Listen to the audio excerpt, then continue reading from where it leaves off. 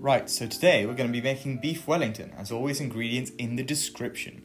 So we're going to start off with some flour, and forget we've got the flour balance turned the wrong way around. You're going to add more flour until it reaches about 300 grams. Then you're going to add some ice cold water, and then essentially you're going to add it inside the divot, not spilling it like I did.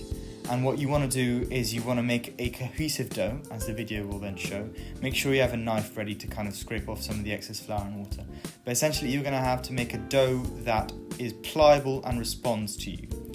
Once that's done, you can put that in the fridge and get a load of butter. That's 500 grams I'm using there. So what you want to do is you want to flour your mat very, very generously. And make sure you don't work it too much, but you're essentially going to make a square with the butter.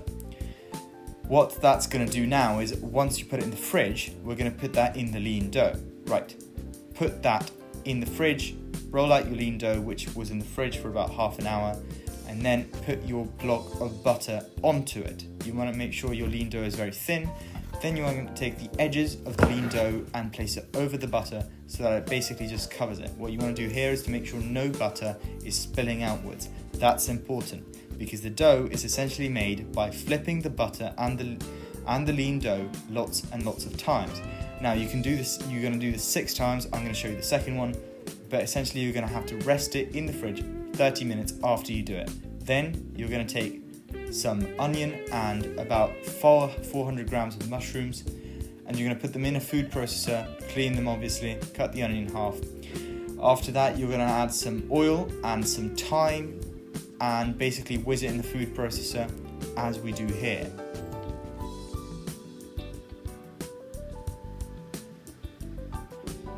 Once you've whizzed it, you can put it in a pan and essentially just boil off all of the excess water. What you want to do is you want to get all the water to evaporate so that there's none left in the beef Wellington. That's a picture of how it should look like.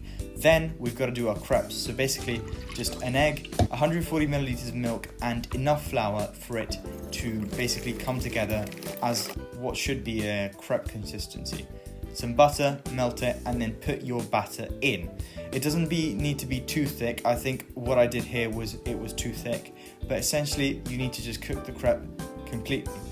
One trick I found is that when the top stops becoming shiny, that's usually an indication that the bottom is done, so that you can use your spatula to kind of shimmy it and then try and flip it. Now on camera, this did actually work.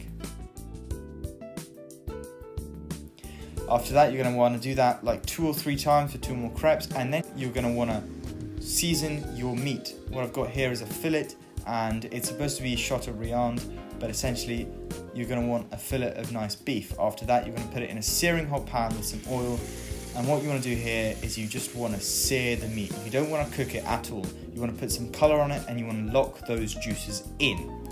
After that, you're going to put some mustard on it, and all of that mustard, it needs to be done immediately after so that the flavour goes directly to the meat.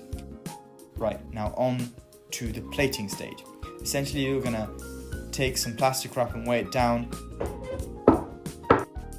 Get some crepes, put the other crepe down. Get your mushroom mixture and spread it all over the crepe. Once you've done that, you can then take some ham and layer it onto the mushroom mixture. The ham's going to form a sort of insulation layer between the meat and everything else. Place the meat down and roll everything. It might become a bit messy at this point, but don't worry, because the dough is going to sort everything out. Now take some plastic wrap and basically use your fingers to pinch the edges and then put that in the fridge. Once you've done that, you can generously flour your work surface and get the dough that you've been chilling for a while. You want to roll the dough out nice and thin. I think I did it a bit too thick here, but essentially it needs to be as thin as possible without breaking. Then you're going to want to take your crepe mixture with the meat and you're going to want to roll it in the dough. Basically 360 degrees, use a knife to cut off the excess, and then what you want to do is you want to pinch the sides and do Gordon Ramsay's flipsy method, which essentially means you pinch off the edges to conceal as much as you can. After that, I formed a lattice pattern with my knife. It's not necessary, but it makes it look nice. And essentially what you want to do then, cut off the excess, use some egg wash, brush it so that it goes nice and golden brown in the oven, put it in an oven, 210 degrees for 40 minutes, and wait. Essentially, the meat is going to cook to a perfect medium rare even as the time passes. After that, you're going to want to hear this as it cuts and witness the medium rare. Look at that. Now, I hope you enjoyed this video about the beef Wellington. More videos coming soon.